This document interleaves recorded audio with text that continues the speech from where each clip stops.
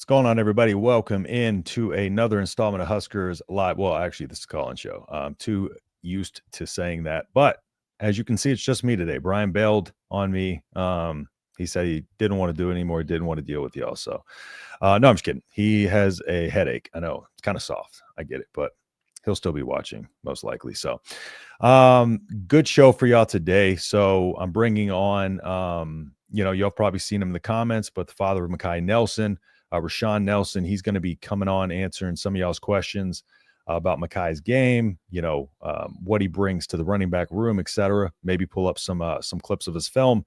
But if y'all have any questions for him, make sure you click that link, call in. Don't need video, just audio. So if y'all want to ask some questions, go ahead and do that. I'm going to go ahead and bring Mr. Rashawn in right now. Rashawn, how you doing today, man? Great day, great day. What's going on, man? How you doing, Justin? I'm doing all right. And again, I appreciate you hopping in here. You're a busy man at work. So Yes, sir. Yes, grinding sir. and then still giving us some time. So I can't thank you enough for that. So if you want, I'm just going to kind of let you go ahead and kind of take the floor a little bit. But I think the biggest thing that I want to ask off rip is just kind of, can you give us a little bit about Mekhi's background into football? When did he first fall in love with the sport? When did you realize there was something different about him, et cetera? And just give us a little background there. All right, cool. So Mekhi always had like a bunch of, well, we call him Buddha, B3. Hmm. He actually had a lot of energy, like from like 2 years old. Like as punishments, his moms used to have him running around tables and doing push-ups and stuff like that to kind of like tire him out. He Hmm. always had a lot of energy. Then he started seeing like football on TV, and he kind of like would go crazy over it and say he wanted to play. So as soon as he had a chance to play at 6 years old, he started playing, and it was like he started falling in love with it. When I really realized that he actually like wanted to do it as something for real, and that he was willing to give his all to it. He was in minis, and he kind of like hurt his finger. When he came over, I was coaching at the time. When he came over, I looked at his finger. The nail on top of his finger was pushed all the way up. Like you Oh, could see the meat, you could see oh, all of that. Like it was like kind of different. So he was like, Dad, Dad, Dad, and I looked at it and I looked at him and I just pushed it on him. You could hear it kind of like snap a little bit, and he snatched his finger out of my hands, put it in his mouth, said, and said, "Can I go back in?" that's crazy. And That's crazy. when he did that, I said, "Oh, okay, he's serious, serious." Like Yep. he loves this. Like he's gonna give his all. He didn't Right. go cry and sit on the side, any of those things. And that's when he was 10 years old. He didn't go sit on the side and say, "Oh my God, my finger." Uh, None of that. Like, let me Yep. go back in. So Right. that's when I knew that, it was something that was inside him and that he was willing to kind of like pretty much lay it all on the line on the field. So we started getting them trained, like here and there, because we don't really have that much money. So we started getting them trained at 10 years old to like, as far as like speed, because I started noticing like he was big, like his body always was like a nice size growing up. Hence the reason why we called him Buddha, because he was like really, really fat, like not fat, but like like a Oompa Thicker. Loompa, like like Yeah. like a Oompa. He was like a Oompa Loompa. Like if Yeah. he like sneeze, he might explode, right? So ultimately, like I started noticing like he could run through people, he could do all of those different things, but he wasn't really that fast Hmm. because he was like big. So ultimately, I started getting him trained to run faster. We started getting him into track. And then after a little while, um, after minis, we noticed that he could kind of like, he was like super athletic on the football field. He could kind of almost do anything. So and when I say that, like he was a running back, we knew he was going to be a running back. we had him in minis playing running back, and we had him in minis playing quarterback because most of the time, the most athletic person on the field gets the ball in minis. Once we got to ninth grade, though, um, they wouldn't let him go to JV or anything like that, even though, they kind of wanted him there. He was just like athletic enough for him to actually play quarterback, so they made him play quarterback for his freshman year, which I didn't know. My wife didn't know. We didn't know that that was going to mess his recruitment up. So in ninth grade, he was a quarterback. He did really well, but we didn't have him training as a quarterback. So because we didn't have him training as a quarterback, you know, um, he wasn't like he was like a runner. He was like Vic. You feel what I'm Yeah. saying? Vic is kind of like, he got a little arm, but like he really gonna run on you. Yep. So they ended up having him do that a lot his ninth grade. So once he went to the camps and stuff in the summertime, camp season, he had to go camp as a quarterback. Mm-hmm. So now he's going up against kids that, have been quarterbacks their whole time. So he's not really getting any like kind of acknowledgement from the quarterback side. It's just on his speed, his agility, stuff like that, his broad jumps and, his testing was good. But when it came down to actual like quarterback drills, like he sucked. I'm not going to say that he Mm-hmm. sucked, but he sucked. Yeah. you know, We'll um, tell him that. but yeah, so but he knew it. He knew he wasn't a quarterback, but he was able to do what they needed him to do. It wasn't like they had like a real bad losing record. They won most of the games. All of that type of thing. They actually was about to go to the. They went to the playoffs, lost in the first round because of the type of coaches that we had. So he actually helped his team do a bunch, right? Yep. But as far as like him for who he was going to be, who he is, as far as a athlete, football player, running back, Swiss Army knife, like it wasn't conducive to his future to be a quarterback. So sophomore year, we played for the same team. He got hurt second game of the season as a sophomore. That's the first year they allowed him to play running back. He actually they twisted his ankle, they grabbed his foot, and they tried to break his foot at the bottom of the pile. So he got up, he played for the rest of the game, but you can tell like he really, really like was messed up. Mm-hmm. So he had a high sprain. He got a high sprain in his sophomore year, second game against Dallas. Mm-hmm. And the rest, so they wouldn't let him sit out. They let him sit out for the first half of the game to third game. So the game after the game that he got the high sprain, he played. He played the second half, Mm-hmm. and from then on, he played the rest of the season. Like if you could pull up like some tape, like I got tape floating around someplace at the house on my other phones and stuff. But if you see that tape after every play of a long run or of like something hard, strenuous, he would run to the sideline and lay down on the sideline and pick his foot up in the air, and have them like rubbing his foot and all of that type of stuff and taking his cleats off and but then he'll hop back up and get right back up in the game. But you Right. could tell like watching him that he was like a hurt deer, but still with a little bit of speed.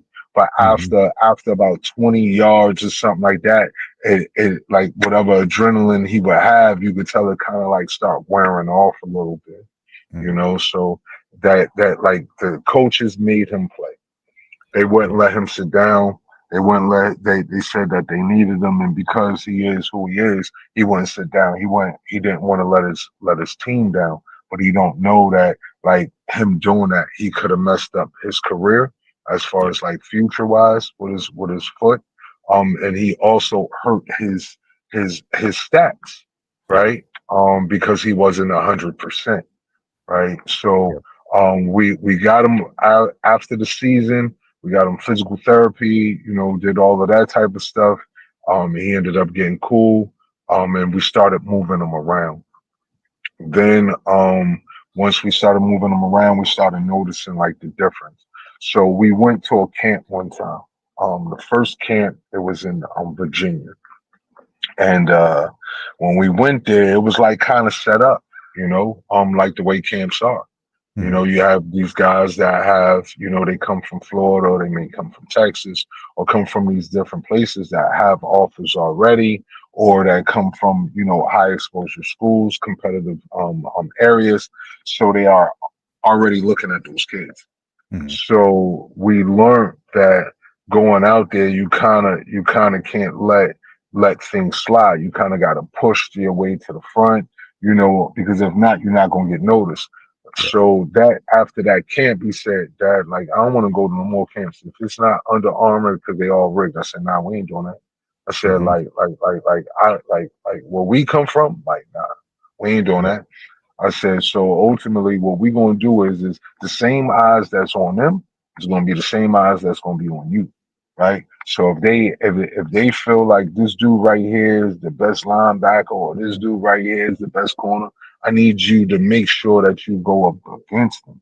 Like you Mhm. need to find the bully in the yard and go take it to him. You know. Yep.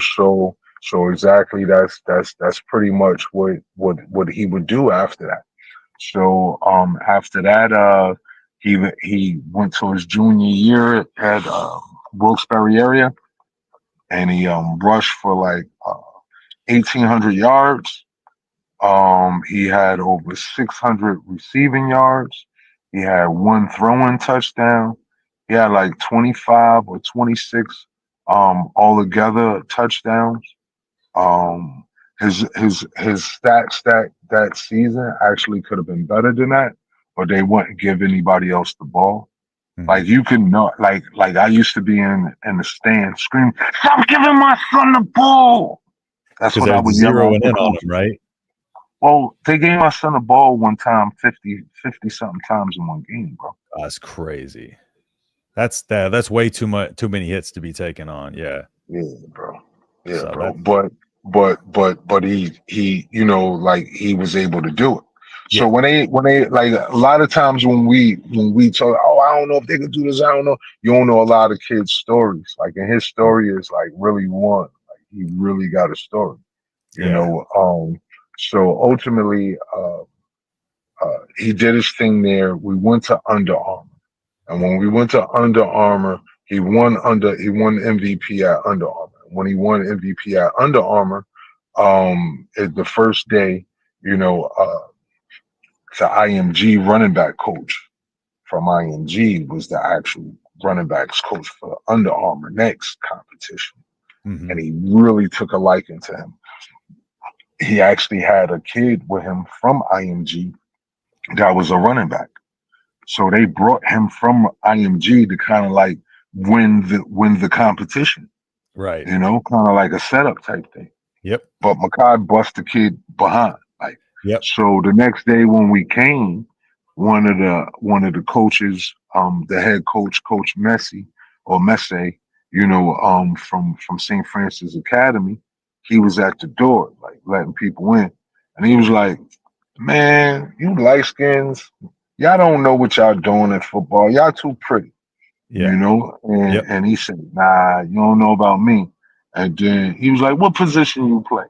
He said, "I'm a running back." So the running back coach was sitting behind him, and he heard him say that. He looked up. He said, "Yup, yup, yup, that's him. That's him." And he said, "That's him what?" He said, "Man, he won MVP yesterday. I had to Oh, give it to him, man." oh He said, "I man. had to give it to him." Yeah. And he said, "Oh, okay, we're gonna see what you do today." It was pouring down raining, man. Like when I say pouring down raining, you couldn't really see like 3 feet in front of you, Mhm. right? Like you probably could comb through my page and find the videos. Like I Mhm. mean, like you really couldn't see anything. He dropped nothing. He caught everything. That's He crazy. burnt everybody. So he got MVP the next day. So after that, we got approached by St. Francis Academy. We got approached by IMG Academy. We then went down to Atlanta, Georgia, where he competed in Next Gen. And they went all the way to the championship, and Mekhi, the coach from St. Francis Academy, said, "Hey man, really love him. Like his like he's a dog. Like I like what you think about sending him to Maryland?" I was like, yeah, I don't know about that. I don't know about that. You know what I'm saying? But then I'm like, I might because it's St. Francis Academy. But then I'm like, wait, hold up. Why not IMG? He want to go to IMG. But then I started looking into how much money it costs. Yeah. We don't have that bread. So because we don't have that bread, we was like, we don't know. So then St. Thomas More hit us. And they said, hey, man, we really like your kid. We want him to come, but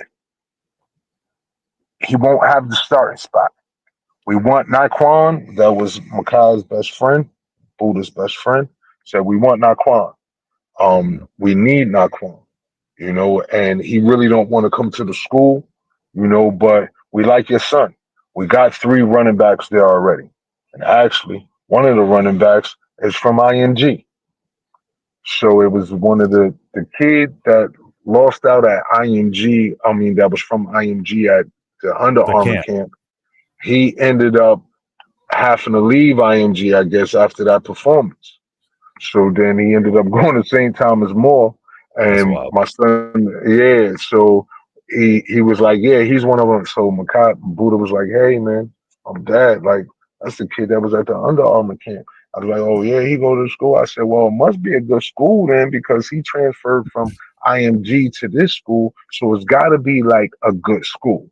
Right. So we took a tour of it and stuff like that. He said, hey man, Naquan Naki has a definite spot. Like, we need him. We don't really need Mekhi.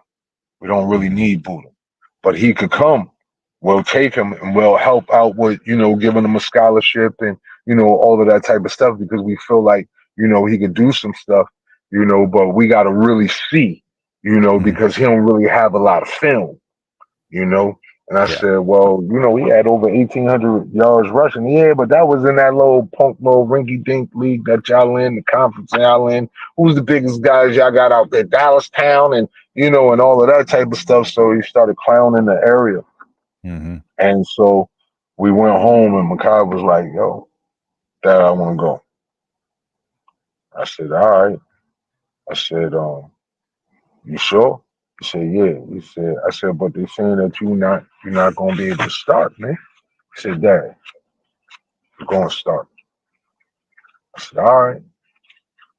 Well, you want to do it? We're gonna do it. I sold one of my trucks, got the deposit, and from then on, he was going to St. Thomas More. He played in 3 games, and then had a little injury to a shoulder, and he ended up kind of being out for a couple games, so he didn't have a lot of film again. So then once the summertime came again, we ended up having a bunch of exposure camps. So he went to a bunch of the exposure camps again, won MVP out of all of the exposure camps. And then, he ended up going back to St. Thomas More for a showcase that he did in front of a bunch of colleges. No, excuse me. Let's bring that back. He went to Under Armour, won the Under Armour MVP again. The coach from Nebraska was there. After that, he said, hey, your son really want to play football in college? I said, yes, sir. He said, all right, I'll talk to you soon. He ended up calling us 3 days later and giving Mekhi an offer, giving Buddha an offer to Nebraska. He said, hey, we still got a camp, So we ended up taking that and we shot out to Nebraska to do a camp. And in the beginning, it was looking kind of shaky. I guess I guess because of the long ride, because we drove out there 19 hours, because of the long ride, it kind of had him like a little messed up in the beginning. And the coach came over to me, EJ came over to me, he said, "Hey man," said, "Is he sick? Is he sick or something?" I said, "Nah, he ain't sick. Why, what's up?" Yeah, what's going He was on? like, yeah, he was like, "Well, I don't know, man. You're not looking like yourself." And all of a sudden, he did the Willie Beeman. He threw up, came back out. EJ came over smiling with the biggest grin. They had him work out everywhere. They had him work out on defensive side, kick return, kickoff. They had him doing everything. Yep. So he got signed off by everybody. And Coach EJ said we good. So we hop in the car and we leave. On the way back, we go to Michigan. When we go to Michigan, you know, Tony Alford, had told us that he was looking for a kid from, a Connecticut prep school. I told him, "Hey, that's my son." I introduced him. He said, "Hey, man, you any good?" He said, "I'm all right." So he said, "All right, well, we're gonna see." So he said, "Okay." They did a bunch of exercises. Then they ended up doing a fastest man contest. He won that. He won a fastest man contest at Michigan. So after he did that, they ran a bunch of drills, bunch of one-on-ones, and I forget what linebacker was there, but he was committed to Michigan, Mm-hmm. and Mekhi made him look stupid, Yeah. like really stupid. So after that, he won MVP of the Michigan game, Yep. and then Tony Alford came to him and said, "Hey, I just got here. I didn't know nothing about you. My Yeah. apologies." He That's crazy. said, "You like it here? You wanna come here and talk?" He said, "This is pops, dad, get your phone out." He said, "Man, put me in your phone." He said, "Y'all want to come for a tour? You want to come see what it's like?" I said, "Hey man, like Michigan was the school he wanted to go to since he was 6 years old, man." Mm-hmm. I said, "So yeah, we want to take a tour, man." I said, "Why not?" I said, "Yeah, he said, hey, look, man, let's start a rapport. Let's, start a conversation. Let's go back and forth, man." I said, "All right." And then on the ride home, told EJ, and EJ said, "Hey, don't post nothing, do nothing, hold up." And the rest is history. Within 2 weeks, Mekhi was committed and reclassified to the 2024, and he was enrolled into Nebraska on his official visit. That's a crazy backstory. And I think that's one of the Mike in the background. I'll be right. I'll pull you on in just a second. But I think that's one of the things that we often forget about, a lot of these kids is like, we a lot of us had a normal, high school where it's just you go to school, you do your, 12 grades, and then you graduate and whatever. You don't see a lot of the backside of how difficult it is to kind of to make your lane in football and be noticed and be recognized when you don't have a lot of the backing of the big schools. You're not paying big money. You don't have a lot of the trainers, big name trainers behind you and stuff like that. Mm-hmm. But kind of like we were talking about, before is resilience is something that's kind of built through it can only be built through experiences. And I think that's kind of what you're alluding to is just he's a grinder, and kind of like I talked about before the show, just he bet on himself, right? He bet on himself, and he trusted himself, and look where it got him. Yes, sir. And I think that's part of probably the reason why, in a running back room where it is super talented, he understands that he can make his way in that running back room, and he can carve out, a legitimate spot in this running back room. And Mm-hmm. I kind of understand that mindset now, hearing more about his background. I'm gonna bring Mike in here and see if he has any questions on anything. Mike, how you doing, man? Good. How are you doing? Doing fantastic, man. What you got? I don't necessarily have any questions. First, I just have a couple of things.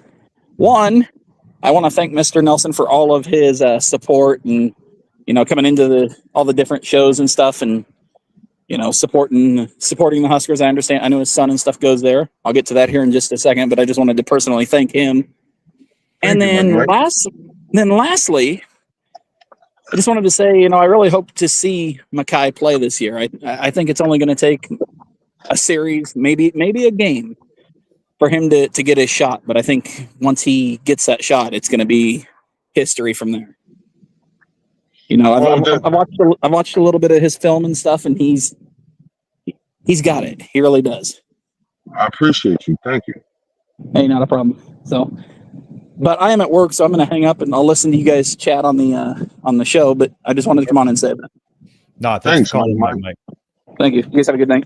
Yeah, you too, bro. So, as far as like being able to see him, right? So last year, there was when Dana Holgerson came in.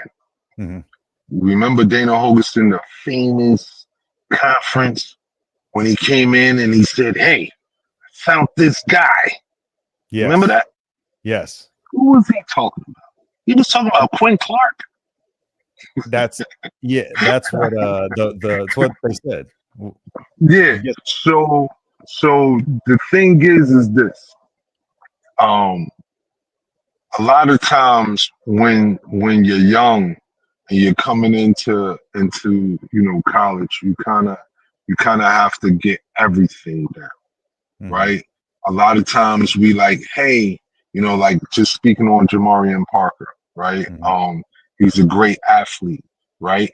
But he's just coming into college.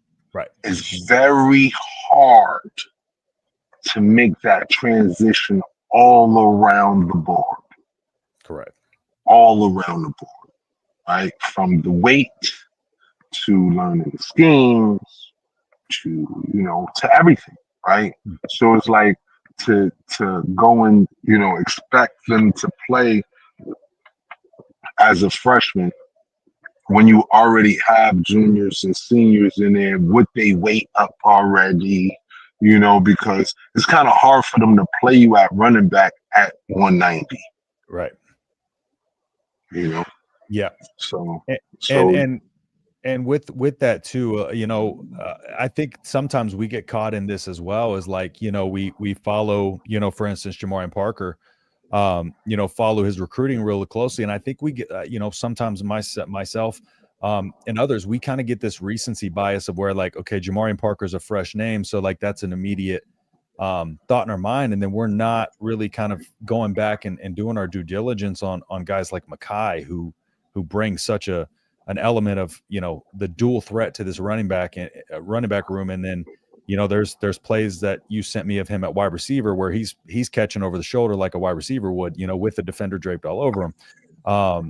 Being able to fit through, get skinny through areas and be able to find a lane, cutting back across, through the linebackers back across the field and being able to find an opening, keeping his leg, running through arm tackles. So he's got a, he can do a little bit of everything, keeps his legs moving, shifty, and runs, a lot of him running away from people in the open field there.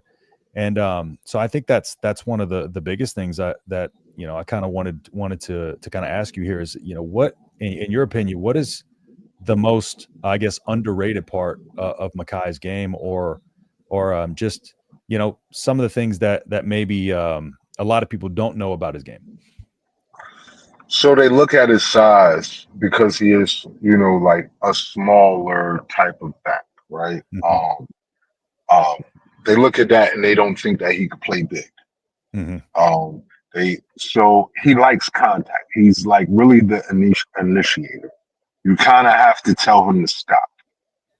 He like his whole thing is running through people's faces. Hey, I'll run through his face. I'm gonna run through his face. You run through his face enough, he's not gonna want to touch you. Yep, I love that. Right. So it's like those types of things. Like they don't know. Like you can be small, like Mighty Mouse, right? You can be small and kind of pack a big punch. Right. And he's also very fast. Yeah. Right? Yeah. A lot of people don't know how fast he is. Yes. He's one of the fastest on the team. And it's a couple of them on the team that's like super fast. So like just him being fast or him being, kind of like strong enough or have the willpower strong enough to kind of like play in the Big Ten and, play up against linebackers that's 240, 220, 230, all of those types of different things, take a licking and keep on ticking type thing. That's him. Like I said, like when he was 10 years old and that daggone fingernail flipped back and I snapped it back on his daggone finger and let me know he was a different type of person. Yep. And it's interesting that you bring that up because I played soccer and I kicked through a ball and I kicked the person's shin and I hadn't cut my toenails before the game, and so my toenail ripped up like that. And I'm telling you, just because of all the nerve endings on there, it's excruciating pain. Yes, it is excruciating pain. So I know he was feeling every bit of that because there's just nothing. There's that all those like little nerves, all that sensitivity is exposed. So he was feeling some pain there. So that's that level of resilience, but that's something that that was kind of, he was born with, at such a young age to be able to have that didn't come from experience. Like he just kind of has that in him. So I'm not surprised that he kind of has that tenacity and that kind of, inviting contact, that's kind of, he kind of knows how to disassociate himself from pain. It's good. You got to have a comfortable relationship with pain. I tell people that all the time. If you understand pain, you can manage it way better. Yeah. So that's the biggest thing. Them, the fans worrying about the running back room in general, right? Mm-hmm. I really, really, really have like a super soft spot for the whole, staff in Nebraska, but EJ Barthel, he knows what he's doing. Mm-hmm. He's picking people for a reason. Yeah. We may not understand it, but there's a rhyme and a reason to everything that he's doing. Right. When we talk about, why you ain't get this guy? Why you ain't get that guy? Because you don't really know what's going on behind closed doors. 100%. You're just assuming things are not great, mm-hmm. right? But if you look at, inconsistencies, and I don't want to say in play, I want to say in inconsistency and willpower or belief in themselves on that line sometimes prevented certain things from happening for the offense. Mm-hmm. So, and when thinking about all of those types of different things, right? Like this year, you're gonna see a lot of things happen different with that running back core because we have a different line with a different mindset. Their mindsets are different. And a way different offense too. I think people don't understand just how much Dana Holgerson's system opens up the run game. And I talk about kind of just the general overview of his offense a lot, where it's, it's spreading the field kind of horizontally, getting it spread out wide. So that way you open up run lanes up the middle and vice versa. You target the middle and then you kind of open up that wide, get defenders covering grass, get them covering space basically.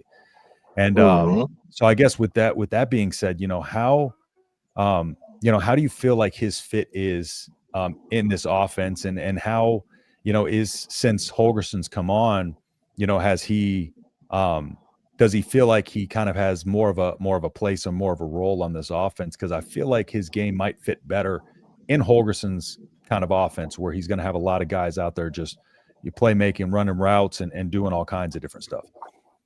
I think with the younger guys, I don't think he allows them to ever feel complacent enough to feel any kind of like real fit until game time and things are happening, right? Because you have to keep fighting, right? You can't get in your head, hey, I'm next up, or hey, yeah, I'm outdoing this guy, or hey, yeah, I'm doing this, or I'm doing that, because then that's when a lot of slacking happen. That's when a lot of egos come across. Like to keep a young person's ego in check, sometimes you don't tell them what's going on. You make them work for it, keep working. And I think that's pretty much what's going on right now. And that's why when you listen to like a lot of the conferences, he doesn't really talk about they don't really talk about too many freshmen unless it's like a Isaiah Mosey or somebody like that who has been like primed since he was a baby by a coach. Yeah, Right, exactly. Like his father is a spectacular coach, a great coach. I did a video on him, and when I looked right? up Jamar's background, man, it's crazy, and an even better person. Yeah, Right. So it's like, how do you not talk about Mosey, right? How do you not talk about it, right? Because he's been primed for it, right? yes, So it's like it's kind of hard not to talk about those ones, but then like the other ones, that's why it's kind of easy for them to get lost in the shuffle, and you don't really remember that they there until August 28th come, and they step out on that field and run over here or do this or make this block or make this tackle or whatever. Then you're like, oh, that's so and so, so and so. Like, oh, Yep. okay, now he in it, right? Yeah. And I think part of the reason too that I kind of wanted to bring you on is because you being in our comments, it really made me go back and look at Mekhi's film too. And I think a lot of Husker fans, kind of like you were saying, for me, I've tried to make this clear whenever, like on X, I was talking to somebody about it the other day, but they were talking about concerns with the running back room, and I'm like, I don't think concerns is how we should word it. I think it's more so we should, but a lot of people are confusing the two. It's more so inexperience, and but kind of like you were talking about, like these coaches know way more than us. So like the fact that they didn't go, we're saying, oh, you need to go running back portal and all this. I think at the end of the day, the fact that, they didn't feel the need to aggressively go after running back in the portal should tell us all we need to know about how they feel about the talent in this running back room. And that's, so the thing is this, right? Like, well, I think a lot of fans forget that in practice, it's live. Yeah. Right? They're trying to take your head off in practice. Right? So if you're on a scout team, 9 times out of 10, whatever your ability is, you getting the ones ready for the games. So you kind of get experience then. The only difference is that you don't have a bunch of people in the audience. We don't know if you stage fright or not. Right? Yeah. Because that's what end up happening. Are you going to be a deer caught in the headlights, right? Once you get out there in front of 90,000 people, right? Are you going to be able to function in chaos, right? Yeah. In beautiful chaos. So, if we look at those things that the coaches are looking at in practice, they're seeing a scout team play against their ones. Yeah. Yep. So just keep that in mind. That's and kind of like you were talking about, though, that's an opportunity for them, to challenge themselves to get better and kind of prove themselves too.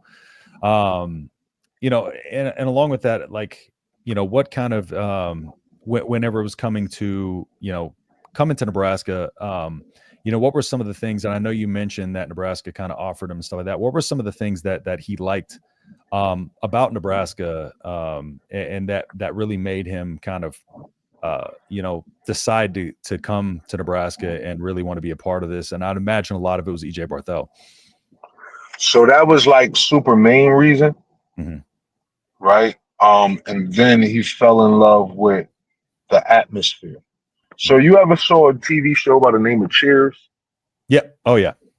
So the whole town is Cheers. Yeah. It's a beautiful place. Yep.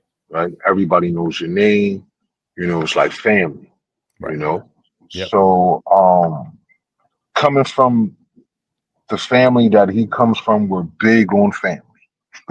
So to go into an area and feel like you can ask a random person for some sugar, that's kind of like the place you want to be, right? Agreed. Yeah. So when you look at the facilities are top notch. Of course, they're like, but it's because of the people and because of the belief that EJ Barthel had in Mekhi. That's why he didn't even answer the phone for Tony Alford when he was on his OV. When he was on his OV, Tony Alford called him. He didn't answer. That's crazy. Considering all things considered, as a Michigan fan since he was, what do you say, 6 years old, since he was 6. So, Interesting that week 4 game, I'm sure that game for him is like, he's going to get up. I mean, he's going to get up for every game, but that's an opportunity for him to get up and go, play against that team, his favorite team growing up. And so it'll be interesting. Hopefully he gets some play in that game. And, maybe that'll be a little bit of a coming out party for him as well. He should get, so as of right now, like speaking about him getting some play, as long as he continue on doing his thing right now, he's listed as the third back as of right now, and they play 3 backs, right? Yes. So when you look at that, he's gonna get some playing time. It's just what he does with it when he gets it, right? Yeah, and it's then kind of knowing, like, kind of the rotation, what kind of and that's what I think. Mike might kind of alluded to that. He seems like opportunistic. So it's like he's going to go out there and make the most of opportunities, and it seems like you haven't prepared for to get out there and when the lights are the brightest. Kind of. Yes, sir. He's been on stages since he was 8 years old, man. He's been on stages with rappers, dancing. He's like I used to, like I was telling you earlier, I used to manage artists. And I used to bring out like a lot of hip hop artists. So when I would throw these concerts, there would be times where, we would have like an interlude in between artists, and we would need like dances to kind of, or things to do in between. And, my first time ever seeing if he could do it, we had Ty Dolla $ign and Kid Ink coming to Wilkes-Barre. I don't know if you know who those artists are. Oh yeah, I know. We had those 2 artists coming, like, we were promoting for him and all of that. So we were waiting for Ty Dolla $ign to get there. So we needed some entertainment. And I was like kind of panicking. I looked over, I saw him in front of the daggone stage. And I said, yo, you want to get up here? That's he's like, oh yeah, bring me up. He was like, yeah. So I grabbed him and brought him up on the daggone stage. Yep. And he told him what song to play, and he just went in. That's cool. So to see him perform in front of people like that, it was just like, oh, okay, you might be able to do music. So for a little while, I was actually trying to push him to be a rapper. I love that. That's awesome. That's awesome. To be honest. If he wanted to if he was a natural on stage, it's interesting you bring that up too, because that's another thing that people don't understand how much it helps you. My dad, his full-time job was traveling East Texas, West Louisiana in a band. So I was on stage as young as I can remember. I grew up singing, I played piano and stuff like that. So whenever I started boxing, like, that helped me so much. There was no like nerves or being in front of people, and I think that's another aspect of like the transition. It seems like such a small thing, but then when you get to that point, I don't think people realize just how different it is when you're performing, a sport when people are watching you. And it's one thing to like see it and just think about like, oh, that's got to be tough. But it's a whole different ball game when you're there front and center in front of everybody. Yep. And it definitely is. And definitely so that is such an important part of it too, is just that he's used to that and comfortable, with the lights at their brightest. And it's just like, it seems like a culmination of things that have kind of set him up for kind of this moment, success in this moment. It seems like everything's kind of come together at the right time. I do have Mr. Boneleg Cornfed on the line. What's going on, man? Well, not much. Living the dream, brothers. Living the dream. Yes, sir. But, you got questions? Sure. I sure do. Rashawn, what is your biggest thing that you would like to see your son accomplish at the University of Nebraska? So that's kind of hard, because for him to graduate, right, from college would be great for my family. He would be like the first in my immediate family to graduate from a university. So that right there would be like one of the biggest, right? That's big. Yeah. But then on the flip side of that quarter, to be able to bring the what I want to say the value of the running back to Nebraska, right? Through him, through the running back room in general. But you asked about him because I love everybody in that room, But when it comes down to him, like I really want him to be able to bring it home for Nebraska, right? I want him to be able to kind of be that back that Nebraska can hang their hat on and say, hey, sure. Remember when Mekhi was there? Yeah. You remember when Buddha was there? To have Nebraska look at him like he brought the running back to the running back at Nebraska will be great. Love that. Yeah.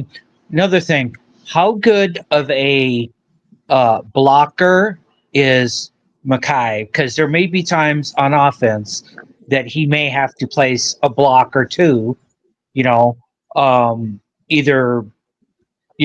to create space for someone else or maybe to get someone open, So on Dana's offense, Yes. no block, no rock. No block, no rock. Yep. Right. So if you can't block, you can't get on the field. Yeah. I remember he made that clear early. Yeah, he kind of said that early on, like, mentioned the wide receiver specifically. But yeah, go ahead. Sorry. So one of the biggest things that Buddha kind of focused on when he was home, we actually got him with Saquon Barkley's trainer while he was home. Right. Nice. So one of the biggest things that he focused on with Mekhi was pass protection. He slowed it down good enough for him to kind of be able to perform a little different, right? Because a lot of times, you think to rush, you don't want to be, too early. It's better to be late than to be early. And a lot of times running backs are too early and they kind of like get blown past or, they're scared of contact. He's not scared of contact. It's just, we had to really, really hone in on his technique to make sure that Dylan can be, taken care of. To make sure that a play can have the time to develop, right? Dylan needs time for a play to develop. So that's one of the biggest things with Mekhi. He mastered being able to kind of see a hole or, run to where there's open space or something like that. So, they kind of say, you got to take your weaknesses and turn them into your strengths. So like if you right-handed, you kind of like tie your right hand to your body and you use your left hand for majority of the day. That's pretty much what we did as far as pass blocking and kind of like his running routes. Wow, that sounds great. Well, I just thought I would call in and I enjoy your interview so far. Thank you. It's great, and I'll be quiet and watch the rest of the show. Thank you very much. Appreciate you, brother. You bet. Yeah, and just for the sake of your time, too, we got about 10 minutes, so maybe I'll ask another question here, and then kind of give you your final thoughts and run through. I think there is a question here Justin had. If I'm not sure if he's going to call in or not, but I'll go ahead and ask. Your opinion on EJ as a running back coach. I know you kind of mentioned before that like that's kind of he's the main reason Mekhi came here, so I'm sure it's nothing but love, but just I guess more so your opinion a little bit more on kind of how he is as a coach. So so if you look at the room, nobody really left except for those who kind of either had a different opportunity or didn't fit the way that Dana's new offense was about to be. Right. So EJ when it comes down to EJ and the way that he kind of prepares those backs there, they're kind of ready for war and they brothers. Yeah. I don't know if anybody paid attention, but Emmett has grown as a running back. I've gone and I've looked at film and stuff. Like he's grown as a running back. So not saying all of it can be attributed to EJ, but some of it has to be. Very true. Right. Then you look at Dante. Dante wasn't getting that much burn too much like that in Oregon, right? His situation was kind of bleak over there. Next thing you know, he come over here, everybody like, oh man, he looked like this and that on camp. I don't know what they gave him all of that money, got him over here doing all of that talking. Next thing you know, by the end of the year, they ain't want Dante to leave. Yeah, right. Right? So I'm not saying all of that change came from EJ, but some of it had to. There's a reason he gets paid to develop them. Right? Yeah. There's a reason why he's still around and you never really heard any real rumors about him going anywhere except for, when they was talking about his contract and all of that type of stuff. Right. But ultimately, that's just negotiations, right? Yep. And that's just business. That's the business portion of it. It's kind of what me and Brian talked about before when we we're talking about, we don't hear, a lot. Oh my gosh, I can't believe I'm drawing a blank on it. Every time I try to think of a name, I'm drawing a blank on our strength and conditioning coach. Corey Campbell. Yeah, Corey Campbell. They're talking about we don't hear his name a lot when it comes to coaches. That's a good thing. That means he's doing a great job, whatever he's doing.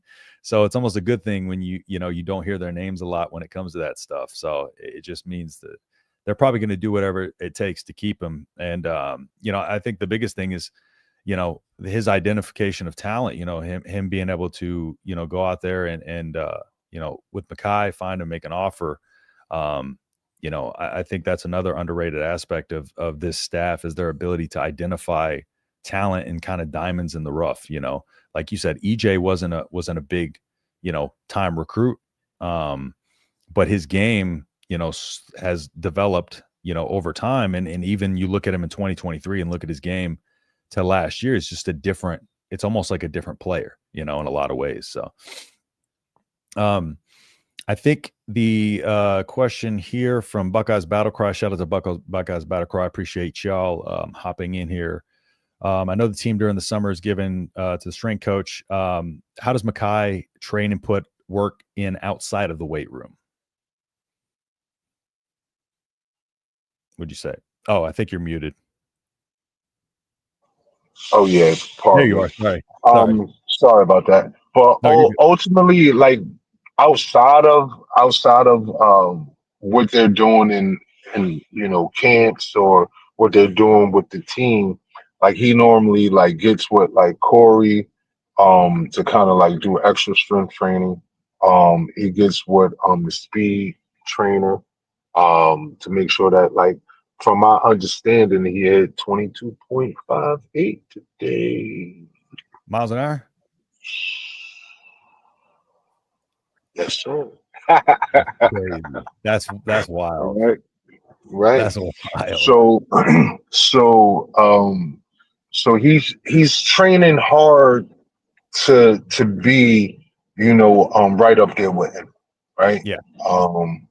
Because Emmett needs a partner. Right. Yeah. Quentin as well.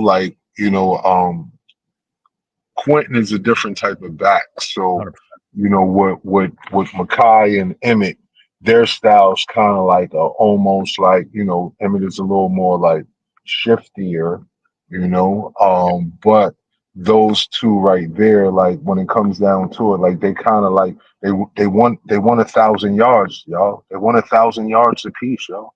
That's what they want. They complement each other well. Yeah. They but those boys want 1,000 yards apiece.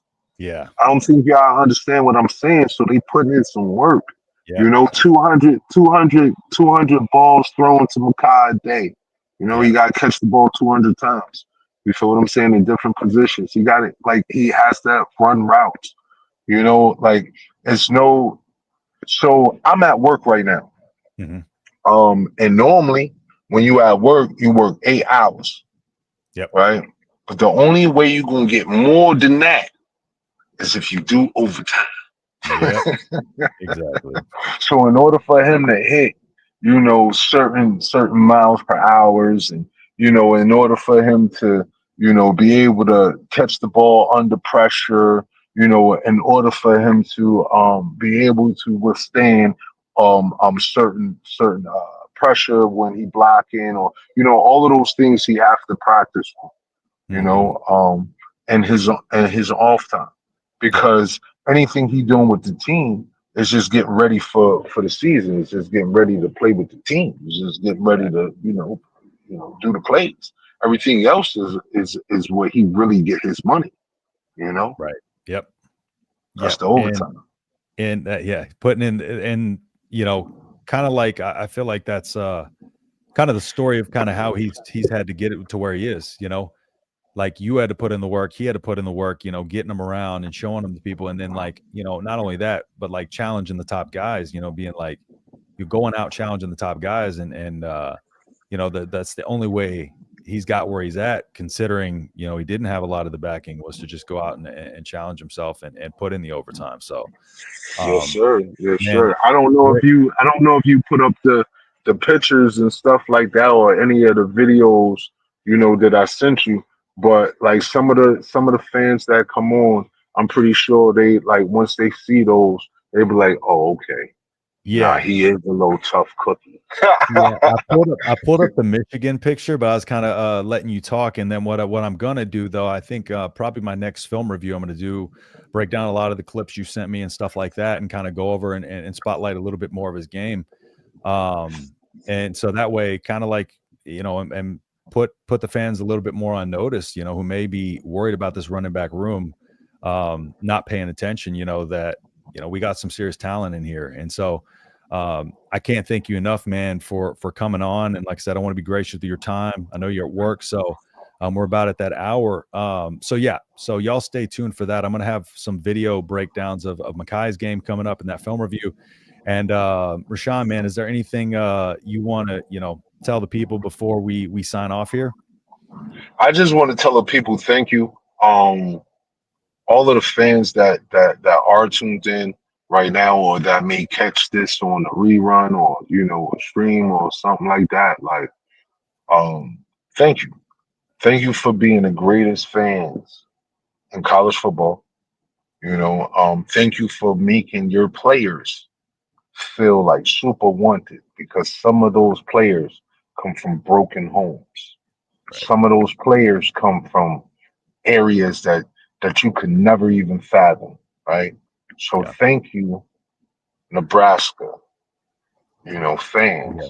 for treating your athletes like humans, like you love them, like they're a part of your family.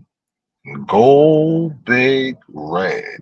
Go with that always. Yeah, I think that's an important point, is just, you know, players see how, you know, they're human too. And so just like, you know, you got to think what you say, you know, before you put, and I know for the most of our fan base, they do a really good job of that. We have our bad apples in there, but everybody does. But I think for the most part, our fan base does a good job. So like, I think that's, you know, I think you bringing it up, mention is a great point. And especially, you know, like I said, like you said, not knowing where these kids come from. A lot of them had to work their tail off to get what they're at, and working their tail off to get where they're at, and then having people kind of, you know, tear them down. It's not easy. So thank you for, you know, coming on, Mekhi, you know, looking forward to seeing his development, his growth, man. And you know, I want to have you back on. I'm sure you'll come back on in the near future, so we can Yes, break sir. it down a little bit more and talk a little bit more about this running back room. But a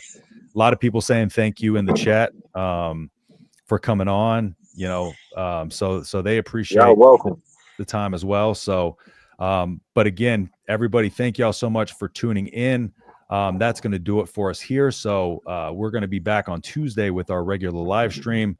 And I'll probably be reposting this as a video for those that maybe came in on the tail end of it. I'll be reposting this as a video this week, so that way it can be a video form. We can share it out to people, and they can kind of get an understanding of what we got with Mekhi. So with that being said, guys, I will see y'all in the next video. Peace.